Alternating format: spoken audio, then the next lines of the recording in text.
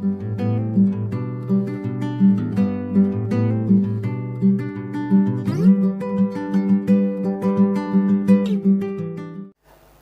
यीशु मसीह के नाम से सभी श्रोताओं को मेरी तरफ से शालोम, परमेश्वर का शांति हम सबके साथ हमेशा बने रहें। परमेश्वर हमें आशीष करे।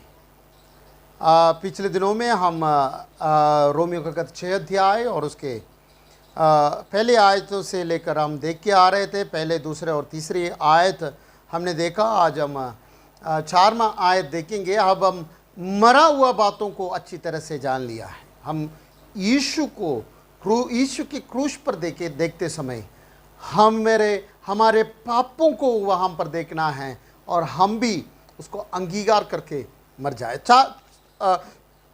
4 आयत हम पढ़ेंगे। 4वां आयत पढ़ी।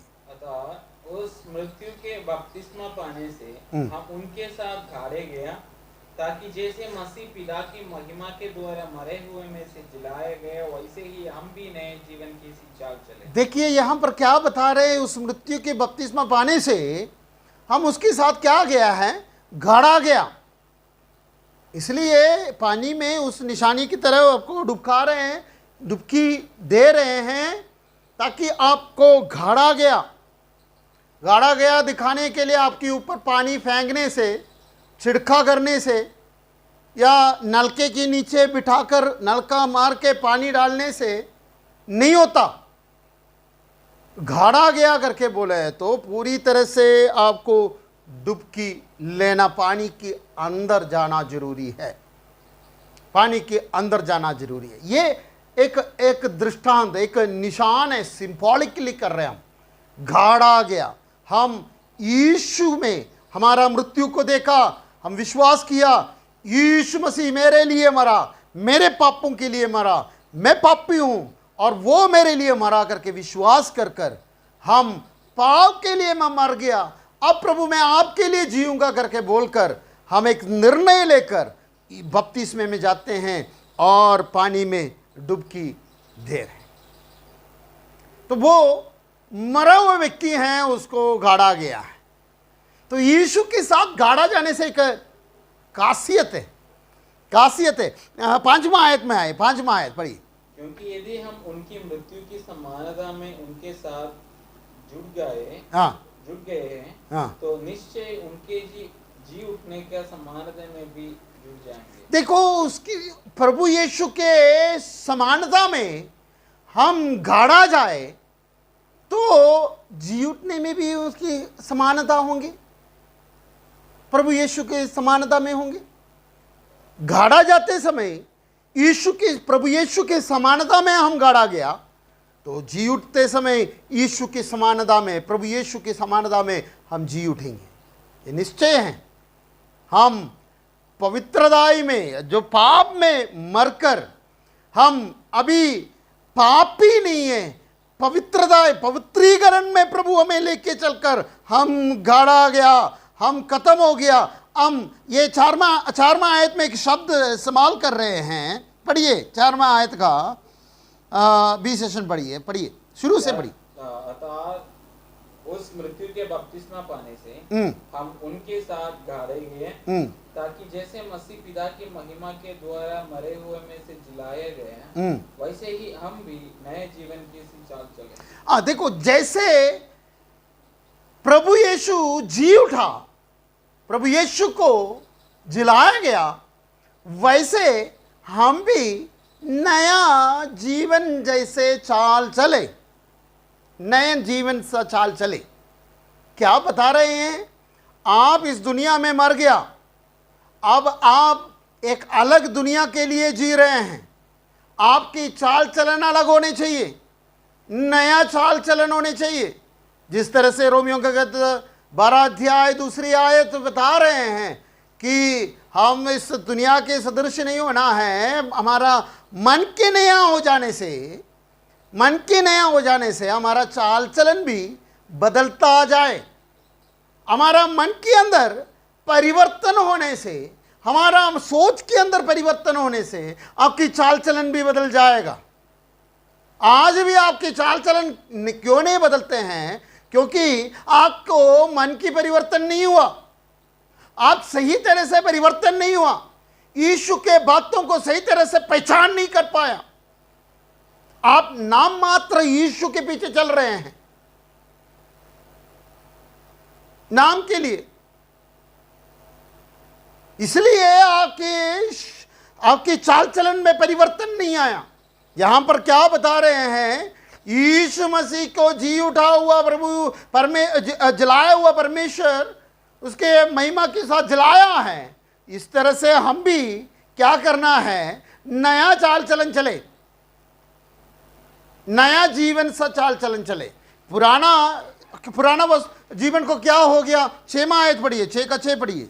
हम जानते हैं कि हमारा पुराना मनुष्य उनके साथ क्रूस पर चढ़ाया गया, ताकि पाप का शरीर वध हो जाए। देखो हमारा पुराना मनुष्य को क्या हो गया, पुराना मनुष्य उस प्रभु यीशु के साथ क्रूस पर चढ़ाया गया है। क्या ये पुराना मनुष्य हम 5वां अध्याय में देखा, 12 आयत से लेकर हर एक आयतों में दोनों बातों को, पुराना मनुष्य और नया मनुष्य, आदम और यीशु मसीह को देखा है। पुराना मनुष्य आपकी जिंदगी का आदम का स्वभाव है, आदम का स्वभाव, आदमी स्वभाव, वो कहाँ है, वो हम पहले अध्याय में देखा है, पहले अध्याय का 18वीं आयत से लेकर उन बातों को देखा है, और बहुत सारे बातों को 28वां आयत से लेकर, पहले अध्याय 26वां आयत से लेकर 28वां आयत से लेकर हम इन बातों को अच्छी तरह से उस स्वभाव को देख सकते हैं,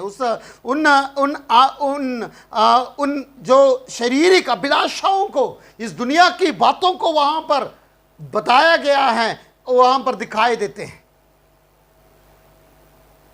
तो हमारी अंदर इन बातों को क्या करना है, पुराना मनुष्य को क्या करना है, क्रूस के साथ चढ़ाया जाना है। यीशु मसीह इस धरती पर आया, देह को धारण करके आया। उसके लिए रोमियो का कहता है 8 अध्याय और 3 आयत इस तरह से बताते हैं, पढ़िए रोमियो का 8 अध्याय और उसकी 3 आयत। क्योंकि जो काम व्यवस्था शरीर के कारण दुर्बल होकर ना कर सकी, उसको परमेश्वर ने किया। आगे अपने ही पुत्र को पापमय शरीर की समानता में और पाप बलि होने के लिए भेजकर, देखो पापमय शरीर की समानता में अपने पुत्र को भेजा है। पापमय शरीर की समानता में, क्या ये पापमय शरीर, आदमी शरीर या समय का अधीन में रहने वाला शरीर? दो बातें बता सकते। पाप में शरीर की समानता करके बोला है तो इस समय के अधीन में रहने वाला, इस धरती में रहने वाला शरीर में आया। इसलिए प्रभु यीशु अपने चेलों को फसह का दिन, आखिरी फसह का दिन में रोटी ली और धन्यवाद कर कर तोड़कर उनको देकर कहा कि ये मेरी देह है जो तुम्हारे लिए है। यीशु मसीह का देह हमारे लिए आया है जो यीशु पर विश्वास करते हैं। सबके लिए है, मगर उसको काम उन्हीं को मिला है जो उस प्रभु यीशु पर, उन पर विश्वास किया और किसी को उसके लिए लाभदायक नहीं हुआ है।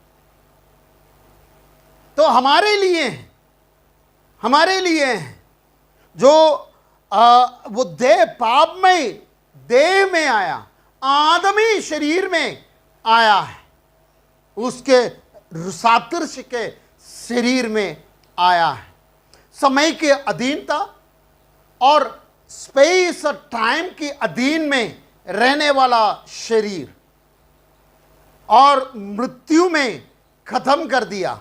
और वहां पर वो शब्द 8 अध्याय में ये बताते हैं उस शरीर में मृत्यु का दंड देने के लिए आया है। क्यों? पाप के दंड की आज्ञा देने के लिए, पाप की दंड की आज्ञा देने के लिए। क्योंकि एक उस शरीर में आया और पाप उस शरीर में प्रवेश कर कर मृत्यु उस शरीर में कब्जा किया है और पूरी दुनिया उसी का अधीन में हो गया। परंतु एक उस शरीर में आकर उस शरीर में पाप की और मृत्यु का दंड देकर, मृत्यु को और पाप को उस शरीर में दंड देकर उसके ऊपर जय प्राप्त कर कर, फतह प्राप्त कर कर उसको अधीन नहीं रहा, उससे ऊपर चला आया है। पाप को दंड देकर पाप की ऊपर आ गया हुआ, पाप को खत्म कर कर, मृत्यु को खत्म कर कर उसे ऊपर चला आया हुआ। इसलिए यूहन्ना को प्रभु यीशु कहते हैं कि प्रकाशित वाक्य में लिखा है, अधोलोक का, मृत्यु का और अधोलोक का कुंजी मेरे पास है। बता रहे हैं कि मैं मरा था, अब जीविता हूं और मृत्यु और अधोलोक का कुंजी मेरे पास है। मृत्यु को हरा दिया और मृत्यु से जीतकर मृत्युंजय होकर चला गया है। क्यों चला गया? मुझे और आपको ये 6वां आयत में जैसे बताते हैं, जो पुरानी मनुष्यत को उस क्रूस पे चढ़ाओ। आपकी जो पुरानी मनुष्यत, जो आदमी मनुष्यत जो है, पापमय मनुष्यत जो है, उसको क्रूस पर चढ़ा दे और उसको मार दे, खत्म करे। और क्या करना है? हम नया मनुष्यत में नया जीवन से जिए। पढ़िए वो आयत, पढ़िए 6वां आयत।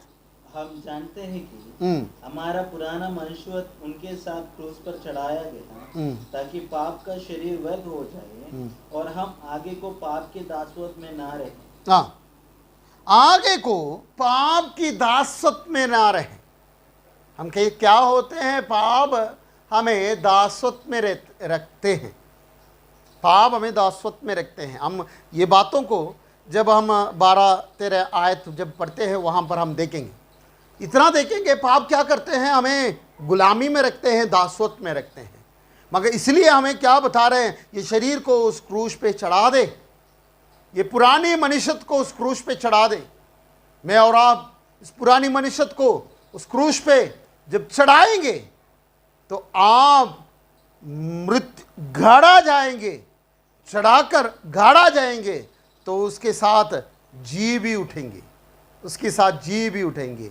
और जी उठा हुआ प्रभु के साथ जीते समय हम नया जीवन जिएंगे, नया जीवन सा जीवन जिएंगे। तो हम नया जीवन में आ गया है। नया जीवन का उस खासियत को पत्रस, जो प्रेरित पत्रस बताते हैं, वो खास बात है। बहुत बढ़िया प्रभु के आत्मा वहाँ पर उन बातों को बताया है। पहले पत्रस की पहली पत्री और उसकी पहले अध्याय और उसका 3री आयत हम देखेंगे। हमारे प्रभु यीशु मसीह के परमेश्वर हाँ, और पिता के धन्यवाद हो, हाँ, जिसने यीशु मसीह के मरे हुए में से जी उठने के द्वारा अपनी बड़ी दया से हमें जीवित आशा के लिए नया जन्म दिया। ये देखो, अपनी जीवित आशा के लिए नया जन्म दिया। हमें एक आशा दिया, जीवित आशा दिया और नया जन्म दिया है। ये क्या बात है? इसमें ये दोनों मिलने का कारण क्या है? मरे हुओं में से जी उठा हुआ यीशु के कारण है।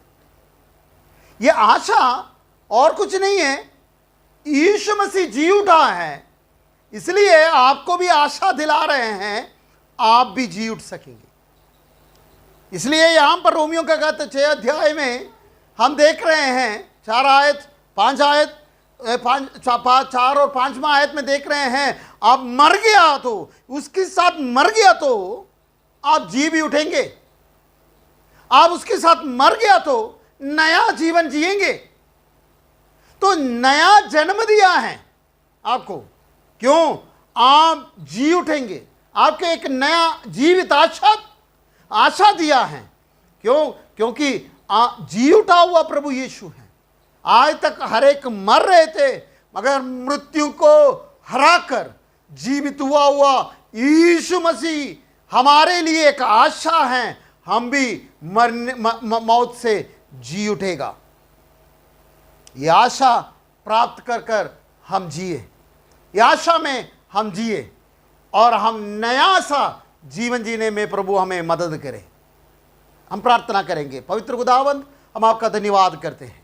धन्यवाद हो प्रभु, आपने हमें नया जीवन दिया है और नया सा जीवन जीने के लिए प्रभु हमें मदद किया।